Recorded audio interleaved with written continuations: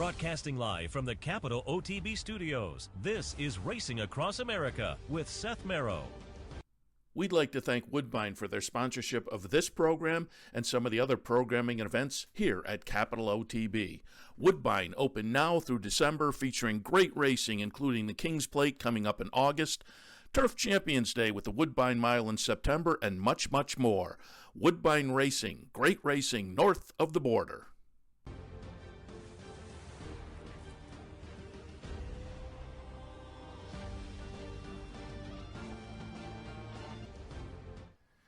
Good morning and welcome to Racing Across America. I'm Seth Merrow and we are live from Saratoga as we kick off our Live from Saratoga season. We were supposed to do it yesterday, but unfortunately there was a power outage down in Albany. We have a control room up here, but everything then goes through our Albany control room. And there was a power outage in the whole area, as I understand it, down there. And there was some wild weather here. We were on the set, ready to go, and it was pouring rain here yesterday as we kicked things off. By the time, we kind of hung around to see if the power situation would resolve itself, and unfortunately it didn't for us in time to jump on the air. But it rained very heavy to the point where it was going to drip through the tent at one point. But then it let up, and the rest of yesterday was nice. Today is beautiful, and knock wood, we'll have this into opening day and next weekend when the racing comes up here. But we're shaking things out and kicking things off. Going to go over, as we normally do on a Racing Across America Sunday, some stakes action from yesterday. A little bit later on, we'll be joined by Tom Ammello. Tom is going to be plugged in weekly here with us during the Saratoga season, and we'll talk a little bit about that and more with Tom coming up a little bit later on, so looking forward to that. And I'm just kind of looking at my notes here. Probably worth at the top of the show because as Saratoga season approaches and we're getting into July, we have a lot of fun promotions coming up that you should be aware of throughout the month and beyond into the Saratoga season.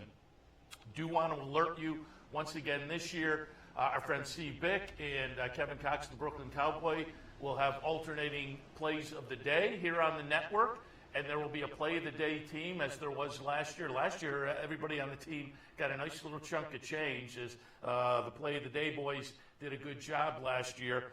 There's $100 wagered on the play of the day each day, and that gets split up amongst the team. But I bring it up because the entries open on Wednesday.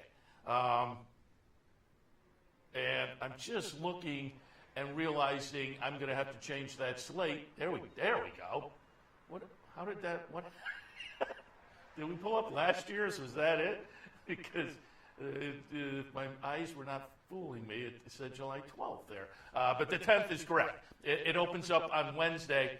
So go to the website, capitalotb.com, click on the promotions link, look for that graphic right there, and you will see an entry form. The entries are going to be open through Sunday, and then we'll randomly select the team of 50, and you can watch all month long and root for the play of the day as the team will split up all the winnings at the end. I said all month, all season long. The team will split up the winnings at the end of the 40 days of racing. Also coming up this week, there's going to be a lot of action during the Saratoga season down at the Clubhouse Racebook. And on Thursday, it's a $100 play the board contest to kick off opening day. If you can't make it up here to the track, swing by the Clubhouse Racebook, and you can have a little extra fun on Thursday with the play the board contest. Friday, there's going to be a player's bankroll. You go down and chip in some cash, and the players will make the selections throughout the afternoon and then split up the prize money at the end of the day. Players bankroll coming up on Friday down at the Clubhouse Racebook. Saturday, brand new promotion. It's the King of the Hill promotion, King of the Hill contest coming up on Saturday. It looks like it's a lot of fun. You can kind of keep up with the racing throughout the day and root along and have some fun on Saturdays in July with the new King of the Hill contest at the Clubhouse Racebook. And throughout July, and I think throughout the entire meet, but I know through July, I will have a $150 pick three bankroll. That, again, is an online contest. Entries will open up, I think they're typically going to open up on Fridays and then close on Saturday morning.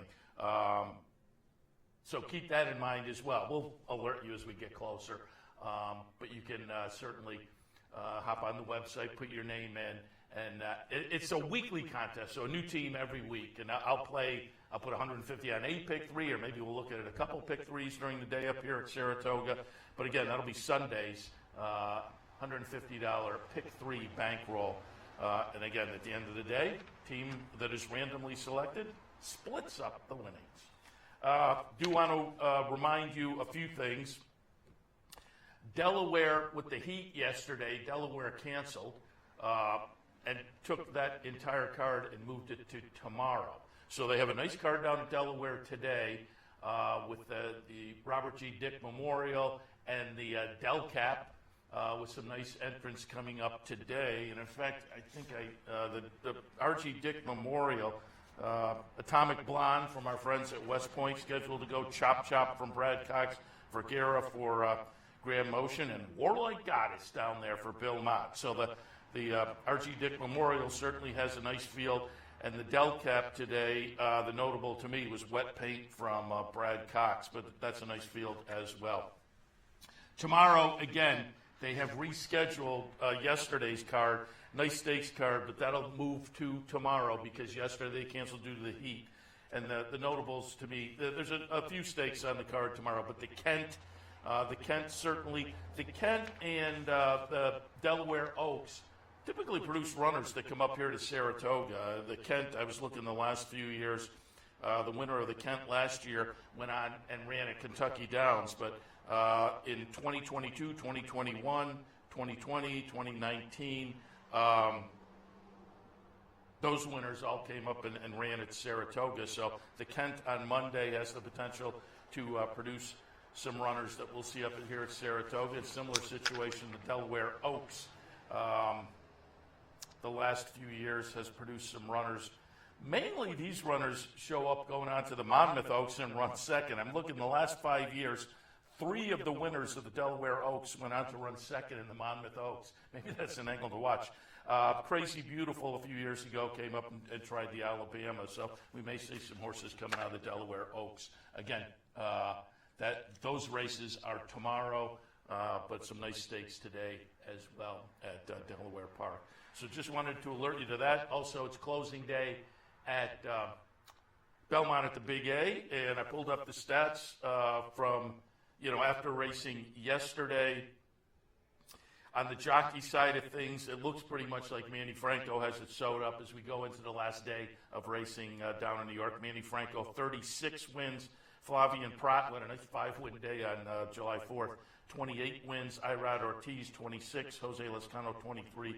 Kendrick Carmouche, 21. But again, an 8-win margin pretty much sews it up for Manny Franco. And on the trainer side of things, Chad Brown with 26, Linda Rice with 23. Then you pop down Christophe Clement, 12. Rick Dutrow, 11. And Mike Maker, 9. Todd Pletcher with 8. But again, it's a 3-win margin for Chad Brown over Linda Rice as we go into the final day of racing down in New York. And then they return right up here on Thursday. I'm just looking, the Jim Bond horse is going by. I had my first wave at Jim and the gang as they drove the cart by with a set that went by maybe 20 minutes or so ago, but there's another one popping by today. For folks who aren't familiar, we see him every day. They're right down Gridley Avenue. He has his own barn down there, and so they're always coming in the gate right next to us and going out the gate right next to us after the workouts. And so we get to see Jim a lot. Also Jim and Tina and the whole crew all season long as they pass by. And as I said, I had my first wave this morning. All right, let's take a look at some of the action from not just yesterday, but the last few days. I wanted to go back to Friday because, yikes, this was some nice performance. Friday it was the Brooklyn at 1 mile and 3/8, and next went off as the 45-cent to $1 favorite. Next to is kind of has a stranglehold on the marathon division and continued that on Friday in the Brooklyn down in New York. pretty much taking them all the way around. Well, he was kind of sitting off some of the early pace. So it wasn't, you didn't get to float around on the lead, but he has the ability to kind of sit behind. Next is the number 6 horse here. And you're going to be able to pick him up pretty easily because he wins very easily. The chart margin winds up to be 9 1/4. His last fraction, 1 3/8. His last fraction was under 12 seconds. I mean, this is incredible. And he winds up with a 109 buyer. Going to be interesting to see where he shows up next. Somebody on Twitter made the great point. They manage him very nicely.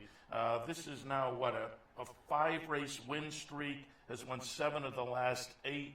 The Greenwood Cup at Parks wound out the season last time and then went down, kicked off this season with the Murphy, so he's now 2 for 2 this year. And people are saying, Jockey Club Gold Cup and whatnot. Somebody on Twitter made the great point, though. This is a gelding. So to get a grade 1 on the resume, it's nice, and maybe the money's going to be nice, and so we'll see what they decide to do. But it doesn't help your stud value or anything. So they've kind of managed and picked their spots, and we'll see where they go. I can't complain. As I say, he's riding a 5-race win streak, and to put in a nice 109 buyer win like that in the Brooklyn, rather impressive. So again, that goes back to Friday for next. All right, let's kick off stakes action yesterday, and we'll do it across the pond. Going in chronological order, this went off at our time, 10:35 yesterday morning, and it was the return of City of Troy. After the big win in the Epsom Derby, there was some talk about coming to the Travers. I think that's now not the case. But the game plan will be to try him on dirt in the Breeders' Cup Classic. And they were talking, before yesterday, they were talking, I think, what Juddmonte International, Irish champion are possible. It sounded like a limited campaign after yesterday, but the Breeders' Cup Classic was in there. But yesterday at Sandown, it was the Coral Eclipse, a nice Group 1 over in Europe. And City of Troy does get it done, but has to work for it. There was, comment on Twitter, some people not necessarily impressed. We're going to watch the whole race. I don't know if I have enough gab to keep up with the whole race, fellas. But City of Troy is going to be the winner here. And again, he had a kind of a funny start to the career this year. Last year, as a 2-year-old, he was getting a lot of buzz and came into the seasonal debut this year and kind of tossed in a clunker. And so came into the Epsom Derby last time with some question marks, but he was super impressive in the Epsom Derby. Yesterday was his first try against Older, but as was commented by some people, that was kind of a misnomer, as it were, because I'm just looking. There were only 3 older horses entered into the field. The rest of them were 3-year-olds. So he was, again, it was supposed to be his first try against Older, and it was technically, but it wasn't necessarily a field composed of a lot of older or strong older. So, it was a relatively weak bunch for a Group 1 over there in Europe. But he passed the assignment. They asked the question, and he passed the assignment. Again, it is a race where he had to work for it, so there may be some question marks coming out. And now I didn't see anything subsequently as referring to how or what they're looking at going forward. My question mark is, compared to what they were saying last week, are they going to change things up now? And again, after the Epsom Derby, it was fun. They were talking Travers. I would love to, see that work out. But again, I'm pretty sure that's off the table. But he works here. He gets it done. Again, there's a late run. To me, it was a kind of a nice victory. But it wasn't as impressive as the Epsom Derby. And so I think some people were kind of skeptical. For me, I still thought it was pretty good. So we shall see going forward again, City of Troy. we'll go back to yesterday in New York.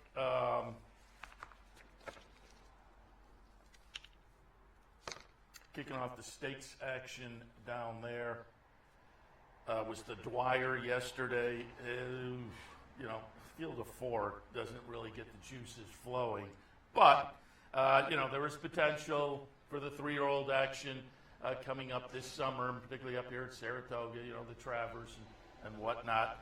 Pennsylvania Derby later on to have some of these players show up. And the one that the betting public was on, I was on as well, Domestic Product, who kind of flopped in the Kentucky Derby and then came back and ran second to Tuscan Sky in the Pegasus. But in the Field of 4 yesterday, Domestic Product gets it done and gets it done pretty easily. Domestic Product is going to be the number 3 horse, and it is going to be a, as I say, relatively easy victory. Chad Brown trainee, Field of 4, and again, I haven't seen what they're looking at next, but you would think, the 3-year-old, big 3-year-old summer races are going to play again in his wheelhouse, particularly off a nice-looking victory like this. Domestic Product, Flavian Prat on board, and again, Chad Brown training there. And I'm just looking. I looked earlier to see. I did not see. Oh, wait a minute. Here we go. You do have it. I was looking for buyer figures, and we have Domestic Product with a 95. So a solid number there, and in fact, a lifetime best, a notable lifetime best for Domestic Product. So nice little win there for the Chad Brown trainee in the Dwyer yesterday. Domestic Product getting it done. Also on the card, it was a nice stakes card yesterday at Belmont Park. A little later on in the card, it was the Belmont Derby Invitational. I say it was a nice stakes card, but there were some short fields, which made it a little bit less than attractive. But in the Belmont Derby Invitational, I like Tricari, and I was shocked that Tricari went off at 5-1. I had that one on top. Legend of Time, yeah, it's Charlie Appleby, but he doesn't win them all. And the 2 starts in the United States were okay. I don't think they jumped off the page to be any better than Tricari. And Tricari, again, at a generous 5-1, gets it done for Grand Motion. John Velasquez on board. Tricari just looking, winds up with an 87 buyer. His top was an 89 a couple starts back, winning the American Turf down at Churchill. So Tricari will be an interesting one to watch throughout the summer. Again, on this Belmont Derby Invitational, as the name suggests, 3-year-olds and 3-year-olds on the turf, the division I like. And there are plenty of opportunities during the summer, including right up here at Saratoga. There's the Saratoga Derby. We'll see if this one shows up there. But Tricari, it was. Chart margin winds up to be ahead, but a nice gutsy head. White Palomino second.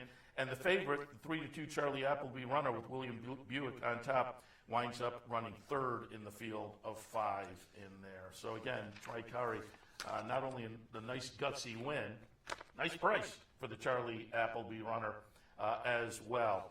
A little bit later on in the card, it was the Nehru 7 furlongs, the trip in here. Betting public made Mulligan the favorite. The betting public was correct. I had Mulligan on top as well. Ever So Mischievous was the second choice at 9-5. Mulligan was 6-5. Ever So Mischievous is the second favorite, disappoints and runs fourth, but Mulligan is the favorite. Not so much of a disappointment. Nice win here. Chart margins a length and a half. Flavian Prat on board for Rudy Brissett. Mulligan, this was career win number 4 in career start number 8. Now 7 times in the exacta with, again, those 4 wins. So a nice performance there for the Rudy Brissett runner in the Nehru yesterday. And again, I would think Saratoga would be absolutely in the wheelhouse for that one as well. And finally on the card yesterday, stakes-wise at Belmont at the Big A, A little more of a field in here, the Belmont Oaks Invitational, this one for the 3-year-old ladies. I like dynamic pricing. The number 2 Horseshoe, I'm just looking, winds up disappointing. It's 6-1, running 7th in the field of 9. Got a little bit of a price, but the price didn't matter with the payoff not coming with a 7th place finish. The winner, though, was Cinderella's Dream. A Charlie Appleby runner I also took a little bit of a shot against, but this Appleby runner gets it done. And you got a little bit of value on the Appleby runner at $9.30. Suggesta at 7-1 runs second, the number 6, and She Feels Pretty was the 95 cent to $1 favorite, and that one will run third for Cherie DeVoe, who's having a pretty good season. Came off a nice win down at Pimlico, but She Feels Pretty, again, the number 7 horse, just gets caught a little bit and winds up running third. But again, nice late move from the winner, Cinderella's Dream, to go on by. Chart margin winds up to be 3/4 of a length. But that was a nice run. And again, you would think Saratoga Oaks Invitational maybe for the Appleby runner. So as usual, as we've seen over the past few months, the stakes performances on a Saturday have the potential to play into what we see up here at Saratoga. Also yesterday at Horseshoe Indy, there was a solid stakes card down there as well. I'll show the Indiana Oaks and the Indiana Derby, but they had some other nice stakes on the card as well. But the Indiana Oaks, Impel went off as the big favorite. I liked Impel. Impel was coming off a second-place finish in the 8 Bells down at Churchill. The price was probably a little too short at 30 cents to $1. I would say I'll take probably out of that. But it was Brad Cox and Judd Mont, a horse with some potential. Impel, makes a little late push, but winds up third. Impel's the number 7 horse. Chattelis winds up the winner at 9-1. For Grant Forster, had come in and moved into the Forster barn from Southern California. And, boy, a lot of times these Southern California horses do make that trip east and get it done. I was not totally convinced, but if you use Chattelis, you got a nice $23 and change finish. And it was bingo bango. Chart margins ahead from second to third, it's a half. From third to fourth, it's a half. So it was a nice bingo bango kind of a finish, but the winner is Chattelis. And again, I didn't see anything going forward for that one. And I might have missed it, but it'll be interesting to see. That was, a nice gutsy win there. Just looking, winds up with an 86 buyer. And I didn't give you some of the numbers in New York. Tricari again at 87. Cinderella's Dream was a 92. Mulligan in the Nehru, a 102. Domestic product, a 95. So solid numbers there in New York, particularly for Mulligan in the Nehru. Also yesterday, though, at Horseshoe Indy, and again, Chattelis with an 86. The winner in the Indiana Derby, Dragoon Guard, a solid 92 for that one. And that was a nice number for career start number 4. Incrementally moved the number forward. Again, it was career start number 4. Brad Cox and Judd Mont, I think, have a nice little 3-year-old, late season 3-year-old. Dragoon Guard is going to be the number 8 horse in here. And takes them all the way around. And kind of at the top of the stretch, you thought, this one's going to get swallowed up. No, not going to get swallowed up. Stronghold was the favorite, the number 2 horse. Winds up running second and makes up a little bit of ground, but not enough. I don't think you were ever sweating if you had Dragoon Guard. So again, this was only the 4th start of the career. It was the 3rd win of the career. Again, Brad Cox and Judd Mont, good connections, and a solid performance. And it was also notable, another Arrogate runner. They've been doing well this year, certainly, and so continues to provide for that legacy. Also on the Horseshoe, did I have the other Horseshoe Indies? I don't know whether I did, but again, there was some nice stakes there on the Horseshoe Indy side of things. But I do have here, I didn't call up the replays because it was last night, but the Iowa Derby, it was Henro getting it done. Just a touch for Brad Cox, ran second in there. And in the Iowa Oaks, just basking for Ian Wilkes getting it done. Also at Prairie Meadows. White Sands might be one to watch this summer. It's a Wesley Ward runner. If this one shows up here, sibling to Jackie's Warrior, White Sands got it done. And I think it was only the second career start in the Prairie Gold Juvenile. And Red Route 1 also won a stake at Prairie Meadows. So it was a nice night last night as well at Prairie Meadows. So there was good stakes action yesterday. I've been saying it now for 2 months about these Saturday, the weekend stakes races. They're going to play out during the summer. And we definitely saw some performances yesterday that will play out throughout the summer and up here at Saratoga as well. So looking forward to that. And again, it was a nice day of stakes racing. Nice really holiday weekend continues today of stakes racing. Going back to the eye-popping performance by Next on Friday, but also internationally yesterday with City of Troy. All right, we will take a break. As promised a little bit earlier, our friend Tom Ammello will join us. He will be plugged in weekly here on our Saratoga set throughout the Saratoga racing season. Looking forward to that. We'll talk a little bit about that and more in just a minute as Racing Across America continues live from Saratoga, kicking off our Saratoga season. Racing doesn't start for a few days, but it's always fun to be up here. Particularly, again, yesterday there was a torrential downpour early. Today is gorgeous. So stay tuned. We continue from Saratoga right after this. Been referred to as possibly the best equine-themed gift shop on the planet. Impressions of Saratoga. Impressions of Saratoga, celebrating the Saratoga and equestrian lifestyles. It's your number one choice for Saratoga souvenirs, apparel, and gift shopping. We have gifts for the entire family, and we're pet-friendly too. Visit us online at impressionssaratoga.com or come on down. Impressions of Saratoga, 368 Broadway, downtown Saratoga.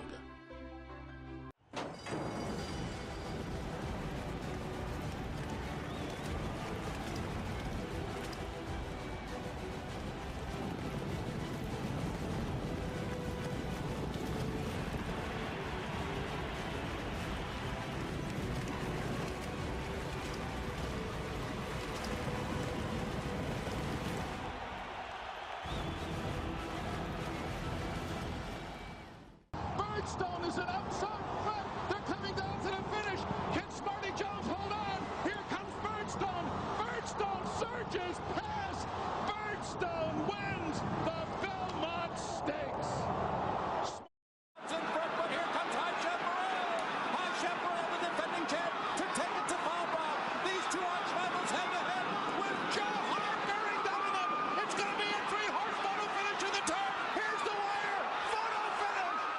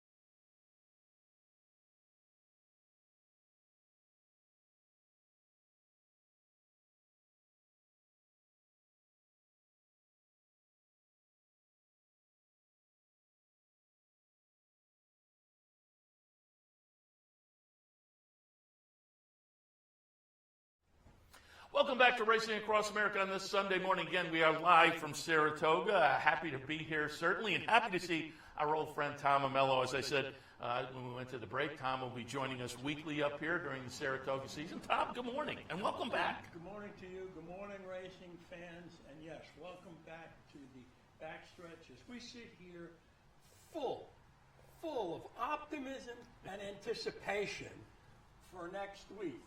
And we all know that within 22 days we'll be exhausted. 22? We'll have, well, I get to halfway. We'll have kicked some mud off our shoes because of the potential for, the ever constant Saratoga weather report. Hazy, hot, and humid, chance of a monsoon. And boy, you got one here yesterday, right? Man, it was leaking through the tent. I was getting dripped on. Luckily, we wound up not having a show because that might have been a little weird with getting dripped on. I say luckily, I still would like to have a show, but they had the power outage down in Albany, so we couldn't roll with it. But we're happy to be here today, certainly. And speaking of, we kick it off on Thursday. I pulled up a replay of the Belmont Stakes and just wanted to get your thoughts. You're a longtime Saratoga goer, and I know going back to December and when things were officially announced, I'd be walking around, people recognized me from OTB TV, and there was a lot of excitement. I think it lived up to it. I think I did not have Dornock, and congratulations to Danny Gargan, and I think Jason Worth is going to be a fun ambassador for the sport, certainly.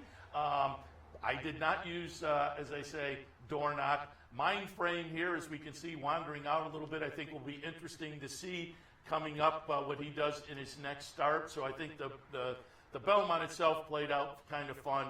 I think the weekend up here was fun, and I think it was an exclamation point to what I think was a really successful Triple Crown season at all three venues. What were your thoughts on Belmont at Saratoga? Bonus Saratoga. Well, there's no question. Belmont at Saratoga created an anticipation and an enthusiasm because Saratoga is part of the region. The most interesting thing to me was the transfer of the Belmont at New York template to Saratoga, and I don't think we in upstate New York anticipated that because it wasn't like Saratoga at Saratoga. Okay, I'm a guy that as long as I know the rules, I'll play by the rules. And so once it was clear about hours and what was going to be like, and the management of the crowd, which was a smart thing, then everybody could have a good time. I thought that the Thursday, Sunday cards were like normal days in Saratoga, okay? It was comfortable here. We had good-sized crowds and good racing. Friday, Saturday were tremendous from a handicapping and a betting cards, and the crowd on Saturday was just like Big Travers Day. And if you didn't expect to be in the line for a Coke or to get to the men's room or ladies' room, then you should have stayed home.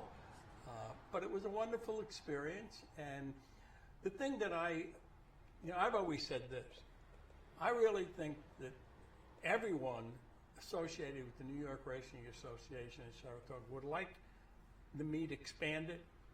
And while the community maybe have some concerns, I don't think it'll ever happen until they're able to staff the facility with a cadre of upstate people. Now they managed to get that done for 4 days in June. And the degree to which they're successful at planning that out is the degree to which some folks who want the meet extended, it'll happen or it won't.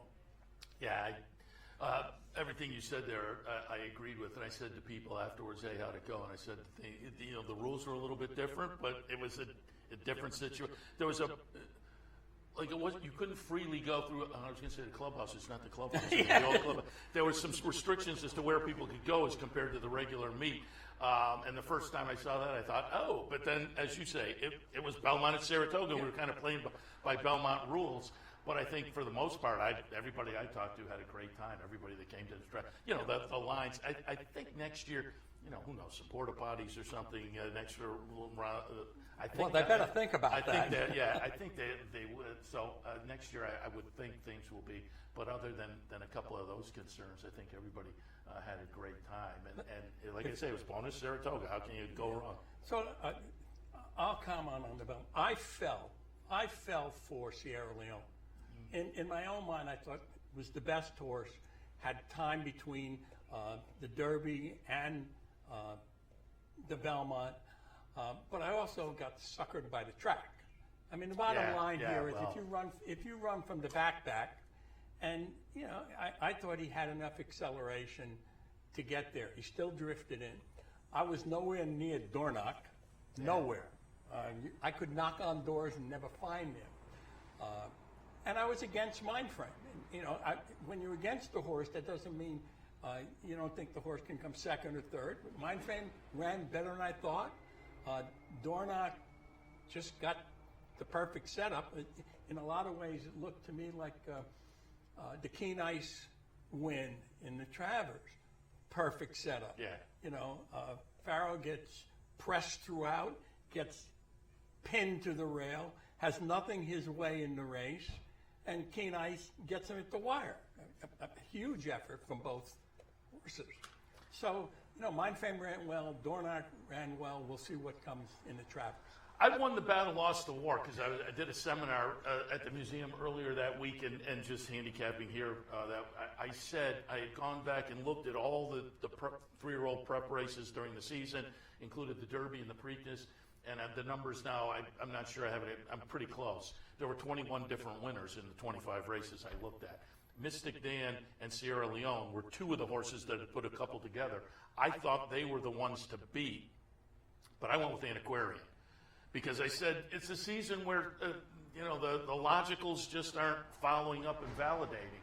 And so, like I said, I had the right idea. I just had the wrong horse. But it's going to be interesting to see what Dornoch does throughout the rest of the summer. And that whole scenario, again, continued with Dornoch. And I think set us up for a good 3-year-old summer where, yesterday we saw in the Indiana Derby and the Outer Prairie Meadows, the Iowa Derby, maybe some late season runners, and I think that's how it can potentially play out, but it's going to be fun. Haskell, Jim Dandy, Travers, and Pennsylvania Derby. Yeah, no, it's a great sequence. It's racing's time of the year, if you will, and we here at Saratoga are fortunate as anybody in the country because we get the best racing on the best facility that there is, run by the best organization. Yeah, and everybody was looking forward to bonus Belmont at Saratoga, and talking to people in the last few. I don't know if you get it, but because people have recognized you obviously from TV here as well, but just in the supermarket, people I don't know, wheeling the cart by. You ready? You ready? And every year about this time, I kind of have a mixed response to that. Is for just what you say. I am ready, but like another 10 days from now, I'll be pooped already. Yeah, it's if you're. I used to say 24 days. Right? When it was 24 days, I'd have a week before I'd have to go back to school, and we'd go to the Cape for a week.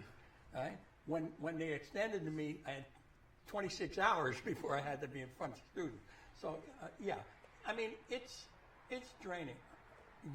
Everybody on the planet knows where you're going to be for the meet. You're going to be here and in the press box and in the winner's circle with your camera and your video and your audio tape.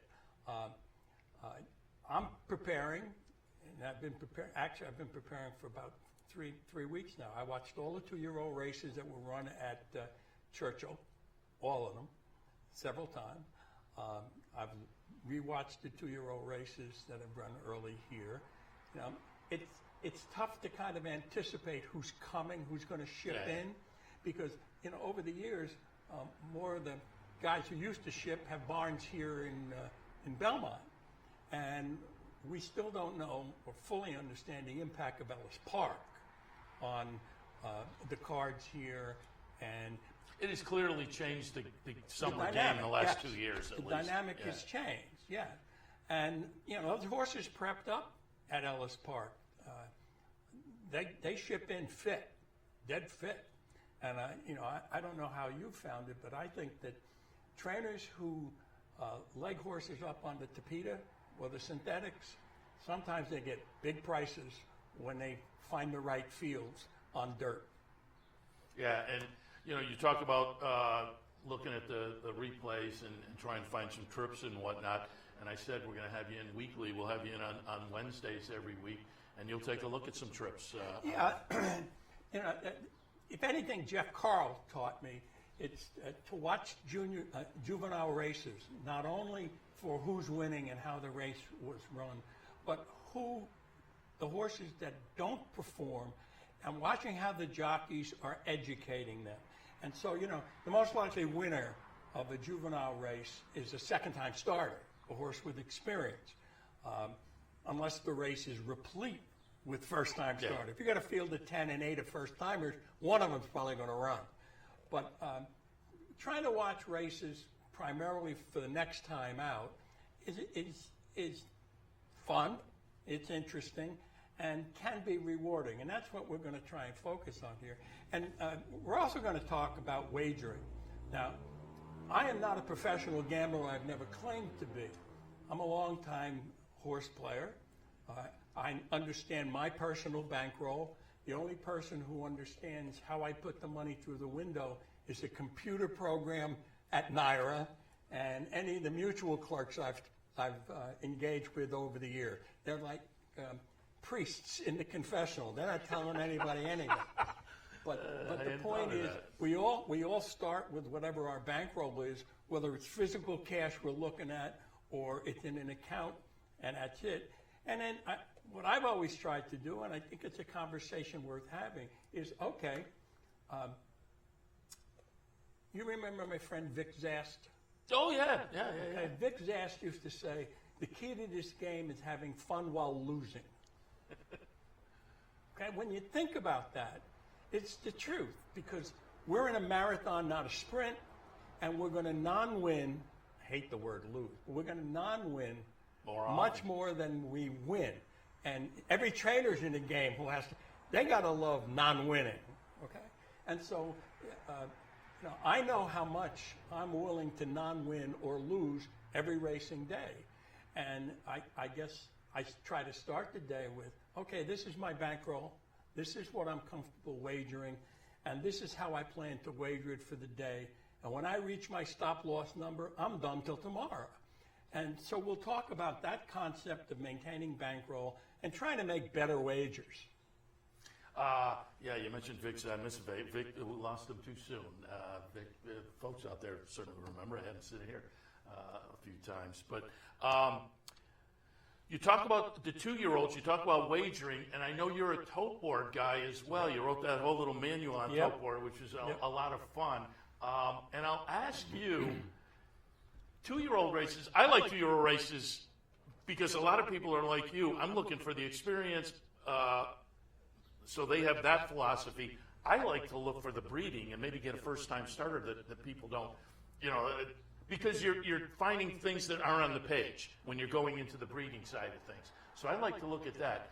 But I'll ask you about the tote board, because a lot of people say, oh, that one's cold, a first-time starter, cold on the tote board. And I get it, but if I found one that I like with the breeding and has some win early, top and bottom, and the trainer does, if it's at 9-1, or I'm salivating. I may be doubling my bet. I definitely, if a horse is taking action, if a horse was 12-1 on the morning line, you look up, it's 8-5. To me, that's definitely okay. There's maybe a whisper out there. But if my horse is floating up a little bit, I'm perfectly happy with that on the 2-year-old side of things. What's your take on 2-year-olds and the tote board? Let's just start with the paper. Juvenile racing shows you a racing form that's mostly white, okay? Mostly white. And everybody gets to look at whatever's printed there. So the first point that you make about juveniles is that you've done the work.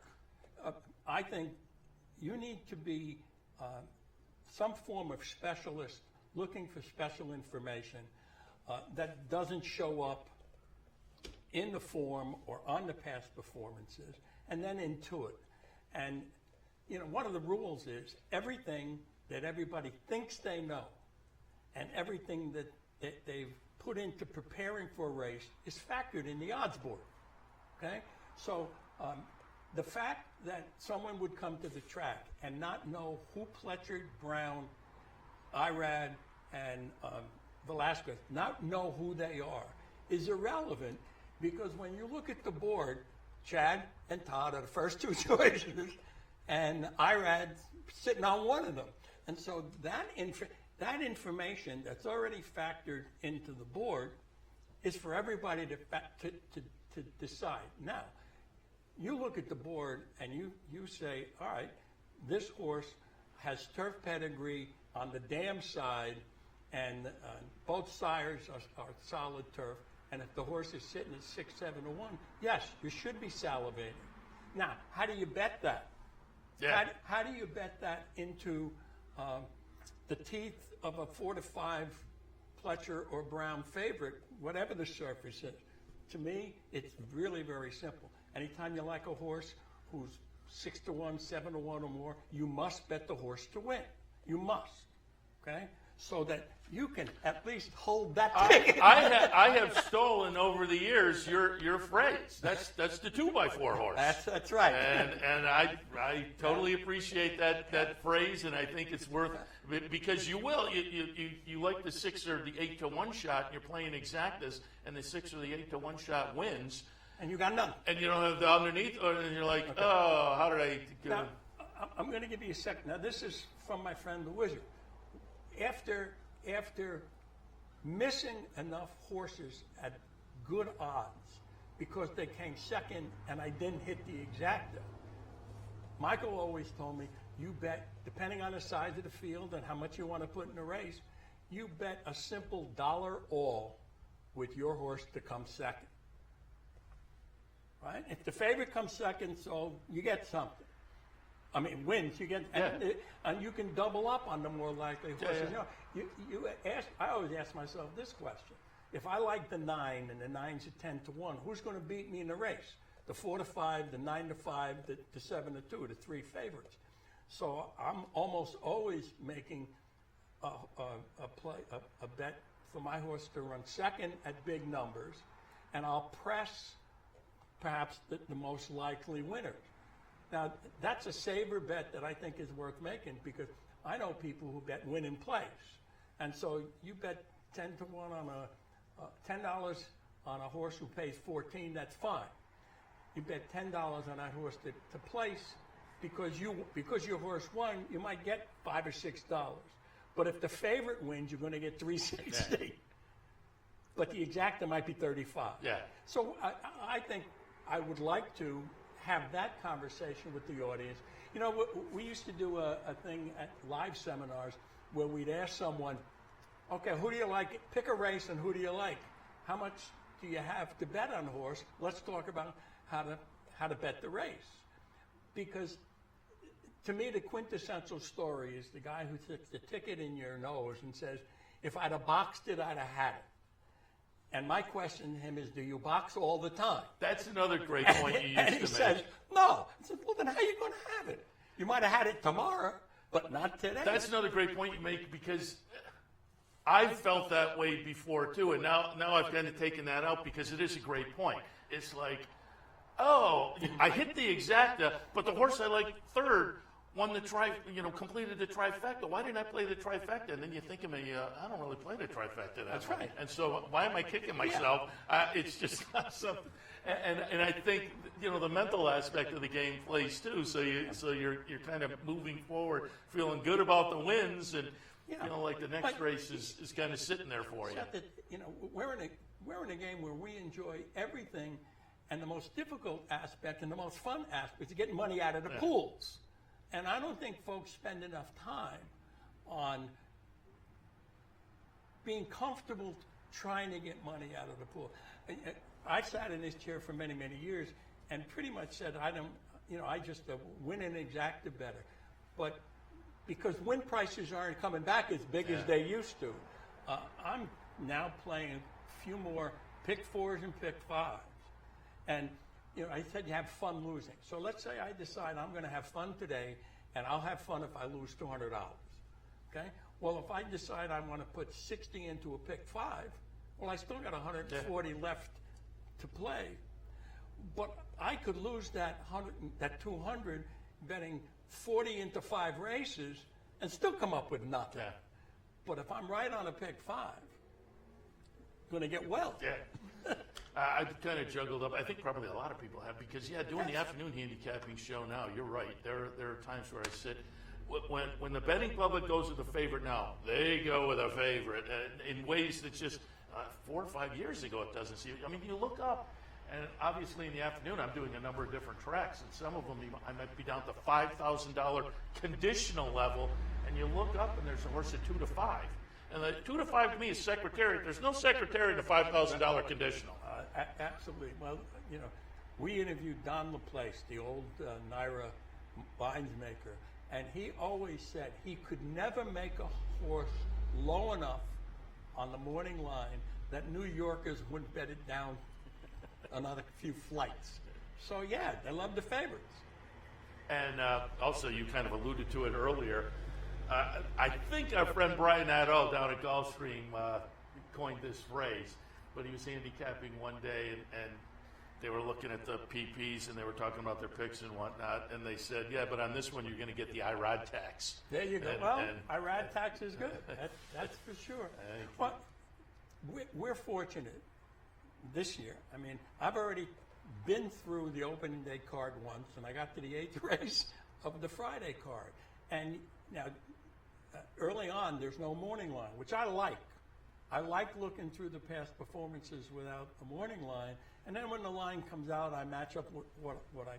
But you cannot miss where IRAD is, and then you ask why, and then you can find reasons why.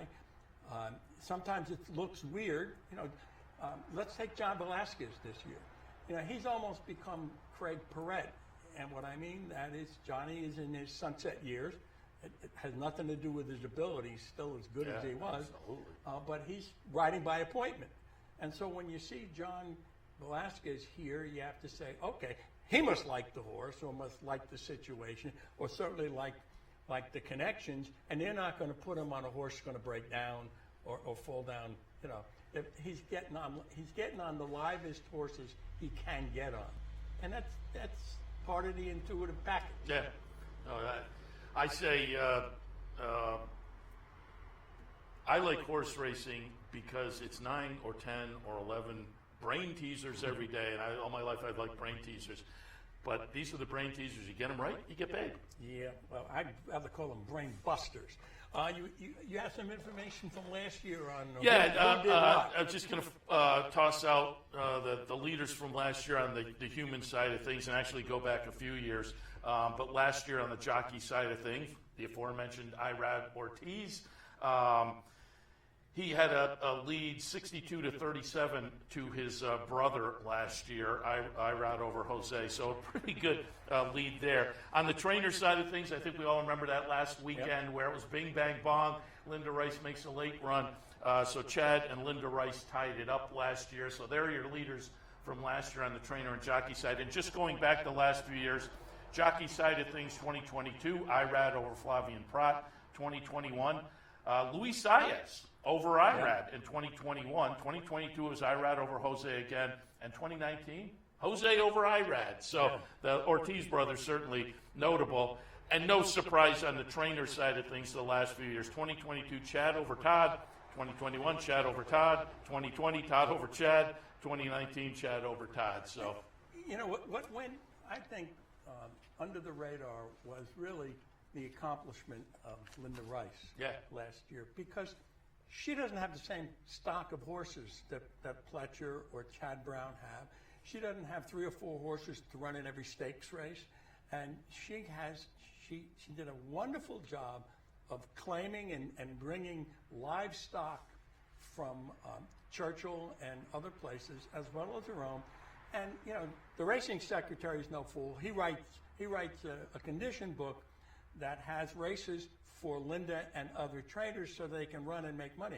But she spotted her horses wonderfully last year. I don't argue with that at all, because she also had a great year in New York. I mean, the number of so that just added to it. I will note, however, Chad was probably a little hampered by the weather last year with his number of turf runners normally. We were all hampered by you ain't we were kidding. all hampered by the weather. I'm knocking wood here and I think I think we have to be. Again, I'll knock, but I think we have to be better than last year. Where I think 60 some races were off the turf. Yeah. So. All right, Tom, we'll wrap it up. Fun conversation this morning. Looking forward to it continuing on Wednesdays throughout the season, where, again, we'll look at some trips. We'll talk a little wagering strategy and more with our friend Tom Ammello. So, again, thanks for stopping by this morning. My pleasure. Thank you very much. Nice to be in front of all you folks again. And we'll wrap it up for this edition of Racing Across America on this Sunday morning live from Saratoga, our kickoff edition on traditional Saratoga. We were here 2 weeks ago for bonus Saratoga, but traditional Saratoga, our little shakeout. Things didn't work out yesterday, but I'm looking at the picture today, and this is like the best picture we've had in 2 years. So I'm thrilled, and we will hopefully continue this throughout the season. We'll be back Wednesday, again, kind of a little bit of an early, day before start as well, so you can check us out Wednesday morning here on OTB TV. And then Thursday, we swing away and start to meet the 40 days underway on Thursday up here. So thanks for tuning in this morning. Check out all the racing this afternoon. Again, Delaware Park with a couple of nice stakes, the R.G. Dick and the Del Cap. They moved yesterday's stakes card to tomorrow, so Monday action should be fun with the stakes down at Delaware. Closing day at Belmont Park. And don't forget, that means mandatory pays in the appropriate races as well. So keep that in mind also. All right, Seth Merrow, wrapping it up for Racing Across America on this Sunday. Keep tuning in all afternoon. Make some money. We'll see you back here on Wednesday morning for Racing Across America live from Clare Court. See you then. We'd like to thank Woodbine for their sponsorship of this program and some of the other programming and events here at Capital OTB. Woodbine open now through December, featuring great racing, including the King's Plate coming up in August, Turf Champions Day with the Woodbine Mile in September, and much, much more. Woodbine Racing, great racing north of the border. You're watching OTB TV, a service of Capital Off-Track Betting.